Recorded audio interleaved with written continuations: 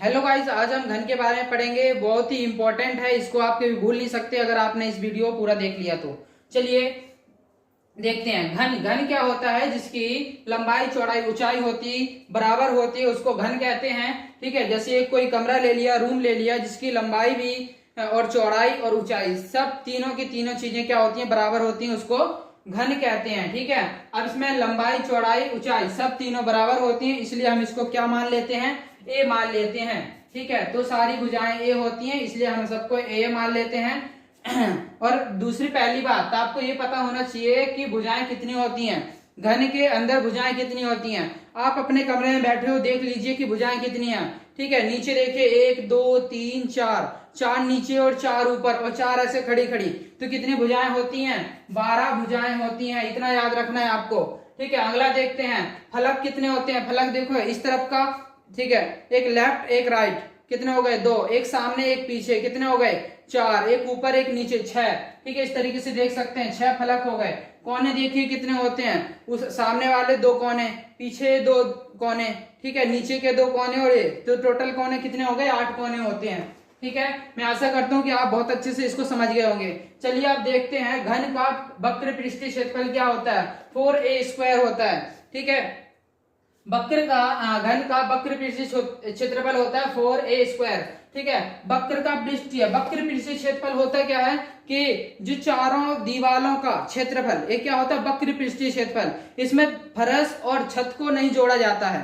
ठीक है, देखते हैं इसमें वक्र पृष्ठीय क्षेत्रफल 4, क्योंकि 4 फलक होते हैं, एक ठीक है, एक लेफ्ट एक राइट एक आगे का एक पीछे का, तो इसमें 4a² होता है। चलिए इसको देखते हैं। जैसे इसकी एक भुजा कितने दे रखी? 6 मीटर दे रखी है। ठीक है, तो इसके a बराबर कितना दे रखा है? a बराबर दे रखा हमारा a बराबर 6 मीटर। ठीक है, तो इसका वक्र पृष्ठीय क्षेत्रफल निकालते हैं 4a। a की जगह हमें क्या लिखना है?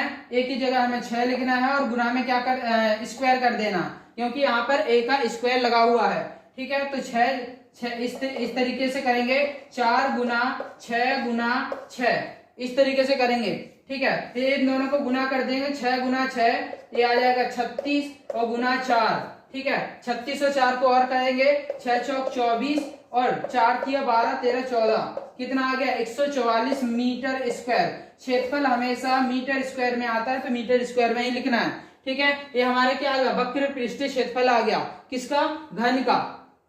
आगे देखते हैं, घन का कुल पृष्ठीय क्षेत्रफल क्या होता है? 6a² होता है, 6a² होता है। इसमें क्या आ जाएंगी? हमारी चारों भुजाएं भी आ जाएंगी, छत भी ऊपर है और फर्श नीचे आ जाएगा। इस तरीके से हम कुल पृष्ठीय क्षेत्रफल निकालते हैं घन का। ठीक है, चलो घन का कुल पृष्ठीय क्षेत्रफल निकालते हैं। 6 आ जाएगा। ठीक है, गुना फिर दोबारा से 6 का स्क्वायर, तो 6 का स्क्वायर क्या होता है? 6 गुना 6। ठीक है, तो इस तरीके से 6 6 36, 36 लिख लिया, गुना 6 और कर लिया। ठीक है, दोबारा करेंगे, 6 6 36 और 3 इधर आ जाएगा, 6 3 18 19 20 21, कितना आ गया? 216 मीटर स्क्वायर। याद रखना।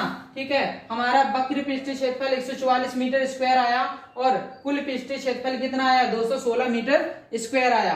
ठीक है, अब घन का आयतन। ठीक है, घन का आयतन का मतलब यह है कि उस घन के अंदर, उस कमरे के अंदर जिसकी भुजाएं 6 मीटर स्क्वायर है, 6 मीटर, ठीक है, स्क्वायर नहीं 6 मीटर है। ठीक है, उस कमरे के अंदर, इस बॉक्स के अंदर कितना सामान, कोई चीज, हवा या कोई सामान क्या कितना भरा जा सकता है, वो आयतन होता है। चलिए आयतन को देखते हैं। आयतन में क्या दे रखा है कि a³ होता है। क्या होता है?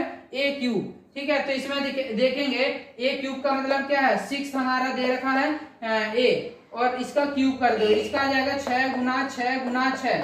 ठीक है, 6 6 36, वही आ जाएगा 216।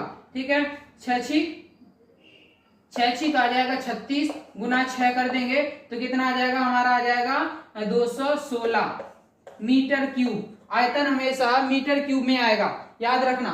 ठीक है, अब अगली वीडियो हम देखेंगे कि घनाभ क्या होता है, घनाभ के फलक से सारी चीजें देखेंगे। उसका भी हम वक्र पृष्ठीय क्षेत्रफल, कुल पृष्ठीय क्षेत्रफल और आयतन देखेंगे।